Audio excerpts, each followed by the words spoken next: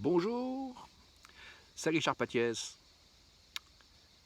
Aujourd'hui, la glorieuse Révolution française.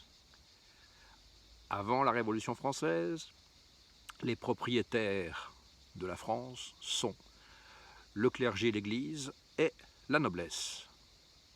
Après la Révolution française, les propriétaires de la France sont le peuple... Non, c'est pas ça.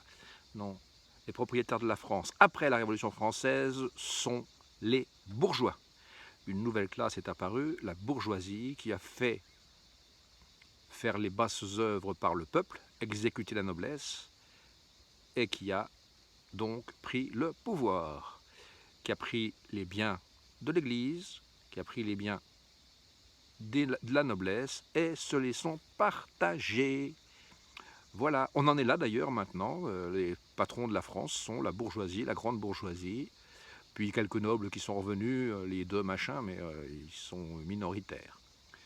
Mais le peuple là-dedans, il a toujours rien, il a toujours le droit de travailler, on en est toujours là. Alors qu'est-ce qui s'est passé? Dans les années 1500-1600, on a vu apparaître une nouvelle classe sociale, la bourgeoisie. Il y a eu les grands voyageurs, les gens qui faisaient le commerce des épices, la triangulaire avec les esclaves, qui a été aux Amériques, tous ces gens-là. Il y a une autre classe qui est apparue, c'est les fermiers généraux, c'est-à-dire les collecteurs d'impôts, qui étaient une charge qu'ils achetaient, les juges, qui étaient des charges qui étaient achetées, on achetait ça au roi, puis on s'en transmettait de père en fils. Donc c'était une nouvelle classe sociale. Et puis la banque. La banque, elle est apparue parce qu'avec le protestantisme, le catholique n'avait pas le droit de prêter avec intérêt, alors que dans le protestantisme, on a le droit.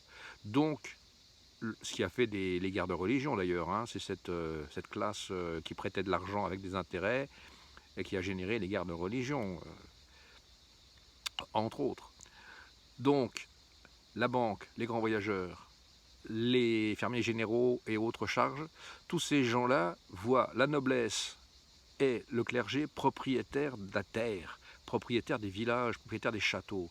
Et eux, ils font le travail et ils voient ces gens qui se vautrent à Versailles, entre autres.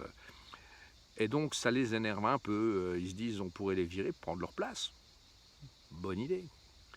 Donc, ils s'organisent. Ils s'organisent sous forme de confréries. Ça apparaît vers 1710. Ça s'appelle la franc-maçonnerie. Ce sont des gens qui se réunissent sous des prétextes divers, prétendant s'intéresser aux cathédrales.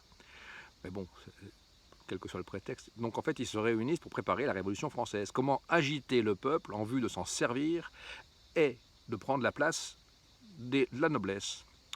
La noblesse, elle est réunie à Paris, à Versailles, ensuite. Parce qu'ils ont voulu se révolter, ces cons-là. Ils ont voulu plus de pouvoir vis-à-vis du roi, et le roi les a ramenés tous à Versailles, il les a sous les yeux. Mais pendant ce temps-là, qui est-ce qui fait fonctionner le pays? Les fermiers généraux, les juges, tous ces gens qui ont des charges d'État. Mais ces gens-là, ils voudraient bien avoir les biens qui vont avec. Donc ils vont faire en sorte d'organiser la Révolution française, sous l'égide, parce que le patron des patrons, c'est la banque. Donc, on en est là, ça arrive doucement. La banque est la réunion de ces équipes de malfaisants, sous prétexte d'aider le peuple, n'est-ce pas? Et de donner la liberté au peuple, d'amener la démocratie, déjà à l'époque. Quelle rigolade, quel foutage de gueule. Enfin bon, Alexis de Tocqueville le disait bien, ils, le peuple, les gueux, les cendants, voteront comme on le leur dira. Eh bien les copains, on y est, on vote comme on nous dit. Regardez actuellement, là, on est dans la crise Covid. Regardez un peu le travail, là où on en est. Qu'est-ce qu'ils nous font croire? Ils possèdent les médias, ils possèdent toutes les données sur les gens, et ils nous amènent là où ils veulent. Ils nous mettent dans l'entonnoir, ils nous amènent, ils nous écrasent. On en est toujours là. Revenons-en à notre franc-maçonnerie, qui est organisée pour amener le pouvoir et les biens dans les mains des bourgeois.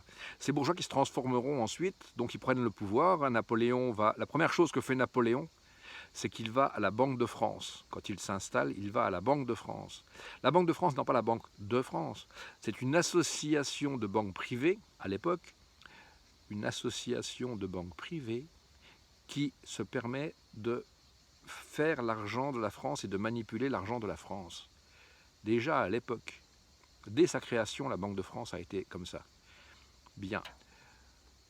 Alors, Napoléon va voir ces gens-là, il fait allégeance, se met en place la grande bourgeoisie, la petite bourgeoisie et la grande bourgeoisie, qui s'est transformée au fur et à mesure, au fil du temps, en bourgeoisie industrieuse, en bourgeoisie financière, qui s'est transformée en grand capital, qui s'est transformée, comme on le voit actuellement, en multinationale. On est toujours dans la même ligne. Sauf qu'on en est venu à l'effondrement de ce système. Ils ont été trop loin. Donc maintenant, il faut nous reprendre en main. Et là, ça fera l'épisode suivant, dans une prochaine vidéo. À bientôt. Passez une bonne après-midi.